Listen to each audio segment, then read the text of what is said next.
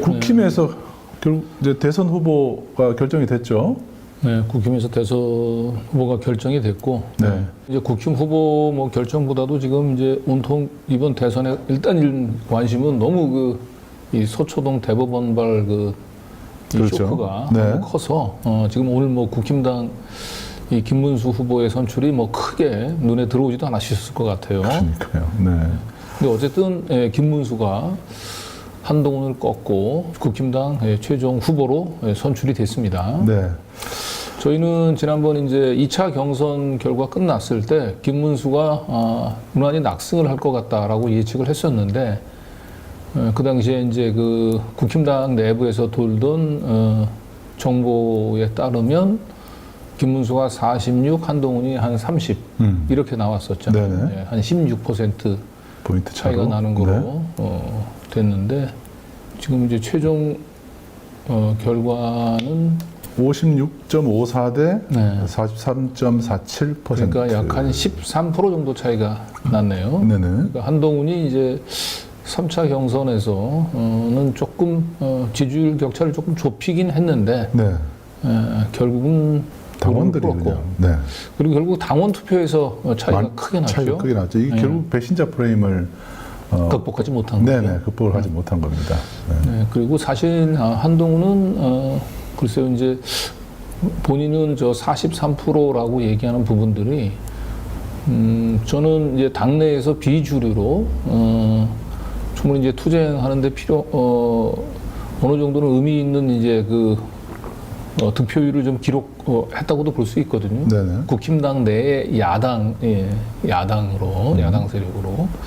근데 아마 제가 알기로는 저 한동훈은 2차 때 이미 그 과반을 확보해서 그냥 조기에 결선 후보를 이제 확정 짓는 그걸 통해서 바람을 일으키는 것들을 이제 기대를 했기 때문에 본인이 저 43%를 득표했다는 것보다도 그 낙선 자체 네, 때문에 그렇죠. 오늘 굉장히 쓰라린 밤이 될 것 같습니다. 그렇습니다. 우리의 대통령 후보를 오늘 최종 선출하는 자리입니다. 한동훈 후보.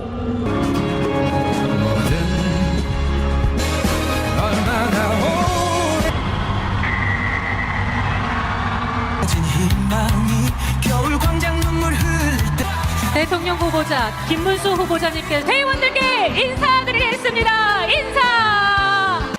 이 두 분이 지난 20일 동안 치열하지만 아름답게 경쟁하는 모습 너무나 멋지지 않았습니까? 예, 지금부터 대통령 후보자 지명의권을 상정합니다. 네, 이현승 의장님 수고하셨습니다. 황의호 선거관리위원장께서 개표 결과를 발표하겠습니다. 그러면은 개표 결과에 따른 국민의힘 제12대 대통령 후보자를 발표하겠습니다. 국민의힘 제21대 대통령 후보자로 최고 득표를 기록한 김문수 후보가 선출되었음을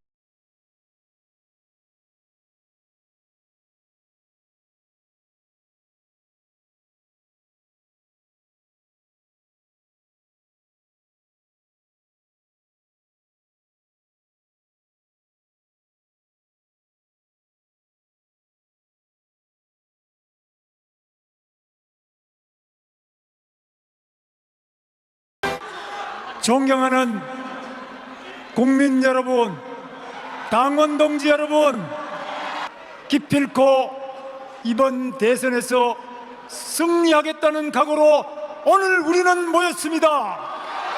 저 김문수 대한민국을 더욱 위대하게 바로 세우겠습니다. 여러분 사랑합니다. 감사합니다. 저는 오늘 당원들과 국민들의 결정에 승복합니다.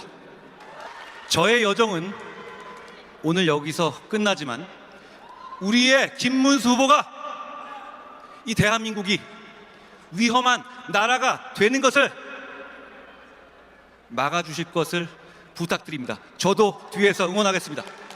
당원과 함께하겠습니다. 고맙습니다.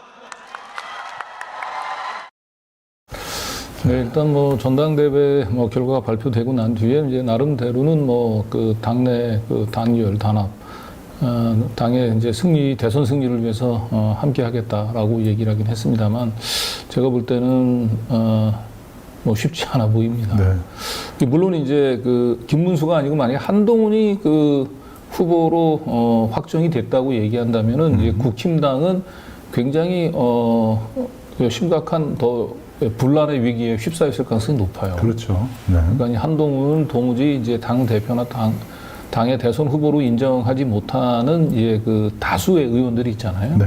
최소한 한 70에서 한 80명 정도 되는 의원들 같은 경우는 한동훈을 당 후보로 인정 못하고 결국 분당의 위기로 치달을 수도 있었을 텐데 일단 김문수가 이제 후보로 되면서 뭐 국힘당은 일단은 한동훈이 후보로 되는 것보다는 일단 당내 분란 움직임이 분명히 잦아들 것 같아요. 그리고 한동훈도 기왕의 배신자 프레임이 있는데 여기서 결국은 뭐 경선에 이제 불복하는 움직임을 보인다든지 아니면 당 후보를 공격한다든지 이런 움직임은 좀 자제할 것으로 보입니다. 그러나 얼마나 이 김문수의 그 대선 유세 과정에 힘을 쏟을지 그건 한번 좀 지켜봐야 되겠죠. 자, 김문수는 오늘 수락 연설을 아까 잠깐 들으셨습니다만은 이제 언론에도 보도가 되고 있습니다.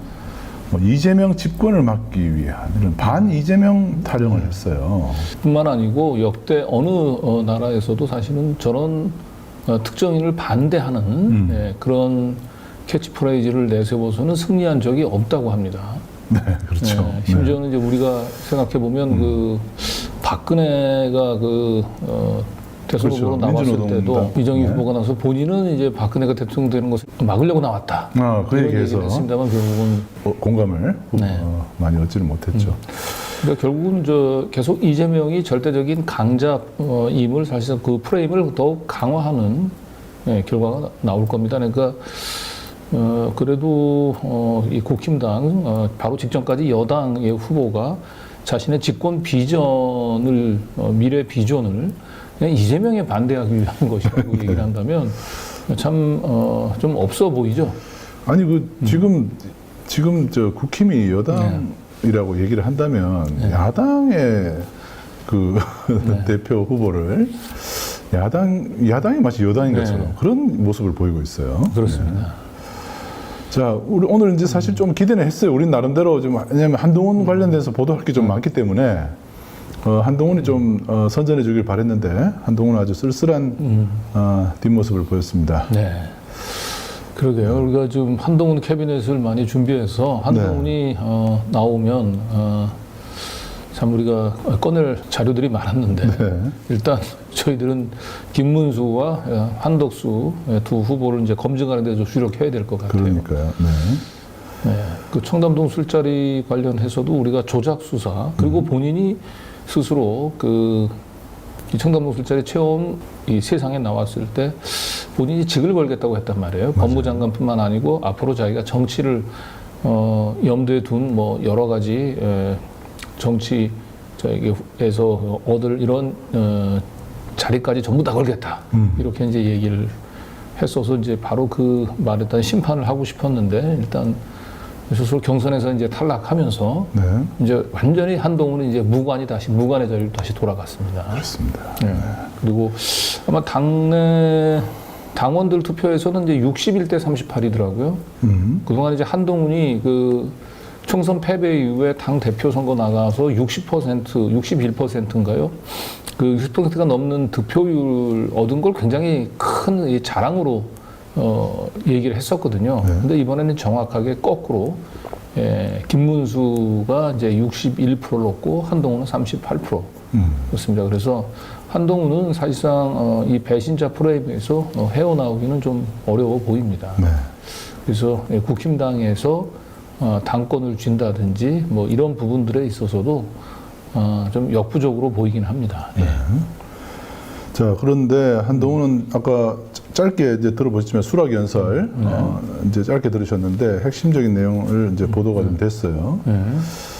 일단 한동훈 후보의 그 지지자들 중에서 일부는 이번 대선에서 투표 안 하겠다라고 아주 실망감을 드러내기도 했더라고요. 그러니까 이게 참탄과 반탄 후보로 지금 나뉜 거잖아요. 네. 워낙 그 큰 부분에서 서로 이견이 있는 후보이기 때문에 저 두 사람 그 양쪽에 있는 지지자들이 화학적 결합이 가능하겠냐 뭐 의문이 있죠. 근데 실제로 전당대회장에서 저런 한동훈 지지자들이 저런 실망감을 드러냈네요. 그러네요. 마치 지난 대선에서 이제 그 이낙연 지지자들이 경선 패배 이후에 보였던 이제 그런 행태들을 이제 그대로 지금은 국힘당에서 재현이 되고 있는 것 같습니다. 고유증을 앓을 것 같습니다. 네. 그리고 한동훈 후보 자신도 네. 페이스북에 이제 글을 올렸는데 네. 의미심장한 내용이 있었어요. 네. 우리 국민의힘이 진정한 국민의힘이 될 수 있도록 노력하겠다. 네. 지금 현재 국민의힘은 여전히 그 계엄과 그 이 탄핵 반대를 네. 주장하는 세력들이 주도하고 있다. 그래서 이런 이 계엄과 그다음 계엄에 대해서 반성을 하지 않고 탄핵을 옹호하는 그런 정당의 이미지로 남아 있어서는 진정한 국민의 지지를 받을 수 있는 정당이 될 수 없다라고 하는 그런 복선이 깔려 있는 거죠. 그러네요. 예. 그러니까 국민의힘이 진정한 국민의힘이 될 수 있도록 하겠다는 것은 아직 국민의힘이 진정한 국민의힘이 아직 아니다. 뭐 오히려 그렇게 좀 들립니다. 그런 거죠. 결국 국민의힘이 이제 한동훈을 대선 후보로 선택했어야 내란 그다음에 계엄을 딛고 그 이미지를 그 오명을 벗고 새로운 출발을 할 수 있었는데 결국은 김문수 탄핵에 반대했던 김문수를 선택함으로써 계속 내란 잔당의 이제 그 멍에를 쓸 수밖에는 없지 않느냐라고 하는 이제 얘기를 이제 살짝 지금 깐 얘기입니다 이게. 그래서 결국은 본인의 이 경선 탈락으로 인해서 국민의힘은 다시 진정한 국민의 정당으로 거듭날 기회를 잃었다. 네. 이제 이런 의미를 깔고 있고 이거는 이제 일종의 당내 투쟁을 예고를 하고 있는 것 같습니다. 네. 자, 오늘 그 경선 전 오늘 이제 그 최종 경선이 있었는데 어제죠.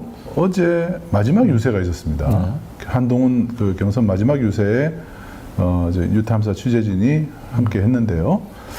거기에서 그 한동훈 지지자 한동훈이 사실은 어제 경선 하루 전 어제죠. 발언에서 이미 패배를 좀 직감한 듯한 그런 발언이 좀 나옵니다. 그렇죠. 여기서 청담동 술자리 얘기가 그 지지자들 속에 이제 그 얘기가 좀 나왔는데 그걸 한번 들어보시겠습니다. 네.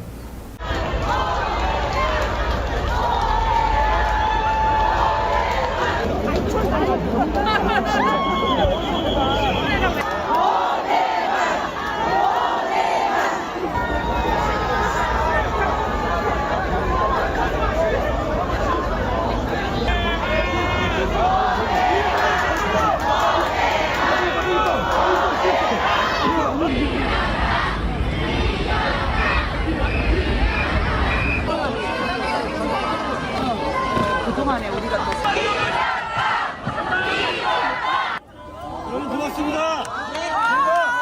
제가 바로 지금까지 국민의힘 경선에 관해서 최선을 다했습니다. 저는 경선에 이기려고 나온 게 아니라 함께 반드시 해내겠습니다. 고맙습니다.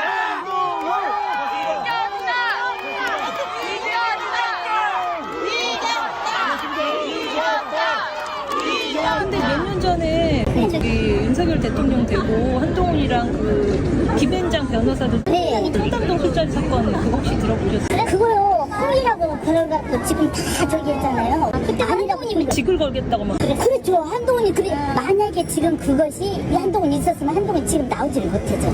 왜냐면 이미 한동훈 생명 끝났죠.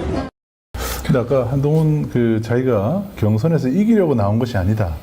이 말이 자기의 패배를 직감한 듯한 그런 느낌을 받았어요. 뭐 그냥 그 발언 그대로는 내가 이기는 게 아니고 국민이 결국 그 승리하기 위해서 나온 것이다. 이제 이런 취지의 발언이긴 했습니다만은 그러나 왠지 오늘 이 경선 결과하고 연결 지어 보면 그리고 사실 어저께 저도 저 얘기에 나는 경선에서 이기러 나온 게 아니다라고 하는 얘기에서 이 홍준표의 또 탈락 하루 전 발언이 생각이 났어요. 홍준표도 그때 뭐라냐면 내가 여기서 대통령 후보가 되지 못한다라도 저는 실패한 인생이 아닙니다. 이런 얘기를 했었거든요. 그러니까 자기 패배와 관련된 패배를 연상케 하는 어떤 말을 그렇죠. 굳이 경선 결과 나오기 전날 왜 했을까? 네. 그러니까 일단 내부적으로 그 자체적인 그 여론조사를 했을 거고요. 그 13% 차이가 벌어지면 사실 이거 뒤집는다는 거 불가능한 거 본인이 알았을 거예요, 어느 정도. 네. 그래서 어쨌든 한동훈은 저렇게 이제 쓸쓸히 일단 퇴장을 했습니다. 합니다. 자, 저희는 좀 아쉽지만 한동훈은 그냥 오늘 보내드리는 걸로. 네. 그리고 그 한동훈 지지자들이 청담동 술자리 그 자리에 있었다면 한동훈이 오늘 이렇게 후보로 나오지 못했을 것이다 이렇게 얘기를 하는데 그건 아니죠. 한동훈이 사실은 그날의 알리바이를 제대로 얘기하지 않음에도 불구하고 너무 이 지금 민형사 재판이 지연이 되면서 그 한동훈이 이 사법적 심판을 먼저 받았다면 못 나오죠. 당연히 못 나왔을 거예요. 결국은 한동훈이 최대한 침대 축구 전략으로 사실상 이 청담 술자리 재판을 연기한 덕에 경선 이후로 연기해온 덕에 이제 그나마 후보 자격을 지키면서 이 경선을 완주할 수 있었던 겁니다. 이건 정확히 아셔야 될 겁니다. 네. 자, 그런데 한동훈 이제 경선에서 탈락을 하면 이제 한동훈과 대척점에 있는 또 인물이 김건희 아닙니까? 검찰이 과연 김건희 어떻게 할까? 이게 지금 관심인데요. 자, 김건희 휴대폰을 압수는 했는데 이게 다 끝나고 나서 최근에 개통한 그것도 심지어 잘 열리지도 않는 아이폰이라고 그러잖아요. 네. 원래 이제 김건희가 원래 쓰던 휴대폰을 언제 교체했냐면 작년 11월 달에 명태균 게이트가 터지고 윤석열이 11월 7일인가 담화를 발표하죠. 네. 그 담화 발표한 직후에 이제 윤석열, 김건희 씨 두 부부가 휴대폰을 교체했다라고 하는 걸 이제 대통령실에서 발표를 했어요. 네. 그런데 이번에 압수한 것은 저는 그때 교체했던 휴대폰이 아닌가 싶었는데 그게 아니고 윤석열이 파면되고 난 직후에 개통한 아이폰이 압수됐다고 합니다. 세상에. 그러니까 불과 개통한 지 20일밖에 되지 않은 신형 아이폰인데 저 깡통 아이폰이죠. 네. 압수해봐야 아무런 의미가 없는 결국은 김건희 씨의 과거 행적 특히 12.3 계엄 직전에 김건희 씨는 누구와 무슨 통화를 했을까? 물론 이제 압수수색의 목적이 이 청탁금지법 위반이긴 해서 계엄 내란과 관련된 부분까지 들여다보지는 못하더라도 나중에 이게 이제 우리가 새로운 정부가 출범하고 특검이 통과가 되면 저 검찰에서 압수하고 있는 폰을 이렇게 이관을 다시 압수영장을 들고 가서 그대로 가져올 수 있거든요. 네. 저희들 우리 경험했잖아요. 그렇죠. 한동훈 주거 침입 이런 걸로 일단 저희 휴대폰을 압수당했는데 청담 술자리 수사하고 있는 서초경찰서에서 서울경찰청으로 와가지고 이거 우리도 압수하겠습니다. 이렇게 얘기해가지고 내 휴대폰 하나를 놓고 서울경찰청하고 서초경찰서가 그렇게 사이좋게 하나의 압수수색으로 두 개의 압수수색 영장을 동시에 집행하는 그런 신기한 경험을 제가 한 번도 한 적이 있어요. 네. 그래서 왜냐하면 그게 이제 복사를 떠버리잖아요. 그래서 파일이 있기 때문에 휴대폰 한 대에서 나온 정보를 두 경찰관서에서 나눠 가지는 그런 황당한 일을 겪었죠. 네. 근데 어쨌든 이번에 다들 그렇게 예상을 하시긴 했지만은 결국 검찰이 그 아크로비스타를 압수수색한 것은 이미 윤석열, 김건희 씨가 그 관저에서 일주일 동안 있으면서 물청소 깨끗이 했잖아요. 그렇죠. 그러면서 그때 증거인멸 다 했고 아크로비스타에 남은 게 없을 거라고 하는 걸 뻔히 잘 알고도 들어간 거예요. 그래서 이제 집에서 휴대폰 원하던 압수가 안 되니까 아크로비스타 코바나 컨텐츠 에서 공기계 2대를 확보했는데 이건 말 그대로 음악 재생 용도로 사용하는 공기계였다는 거예요. 네. 네. 그리고 정작 압수 영장에 적시되어 있던 목걸이, 가방, 뭐 인삼주 등 100개는 압수 대상 물품은 대부분 확보하지 못했다. 예, 결과적으로는 검찰이 김건희를 압박하기 위한 하나의 쇼잉이었다라고 하는 것이 확인이 된 건데요. 하려면 일찍 했어야죠. 지금 한동훈이 이제 그 경선 진행 과정에서는 검찰의 목표는 윤석열, 김건희 씨가 더 이상 경선에 개입하지 말라고 경고를. 그런데 경고 줬는데도 계속 뭐 한독수를 띄우고 뭐 이러면서 이제 그 한동훈을 어떻게 해서든 대통령 후보로 만들기 위한 노력을 멈추지 않으니까 저렇게 이제 압수수색까지 최고 압박의 카드를 꺼내 들었던 건데 결국 이제 한동훈이 탈락하면서 검찰이 김건희 씨에 대한 수사를 계속 강도 높게 밀어붙일지 이걸 한번 지켜보면 됩니다.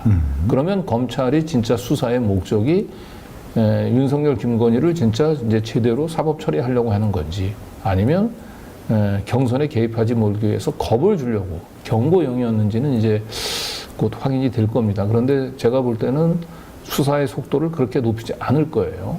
왜냐하면 어쨌든 검찰당 후보인 한동훈은 탈락했지만 그래도 여전히 검찰의 목표는 이재명이 대통령 되는 것은 막아야 될 것 같고 이재명 선거운동 과정에서 윤석열, 김건희 씨의 비리가 이제 계속해서 드러나는 것은 별로 국힘당 후보에게 도움이 안 될 거예요. 특히나 이제 김문수가 됐던 이제 단일화를 통해서 한덕수가 됐던 다 친윤 후보지 않습니까? 그렇죠. 친윤 후보들한테 결국 불리한 결과가 초래되기 때문에 결국 아마 윤석열, 김건희 씨에 대한 검찰 수사는 급격한 속도 조절을 단계에 접어들지 않을까 이런 생각이 듭니다. 네. 네.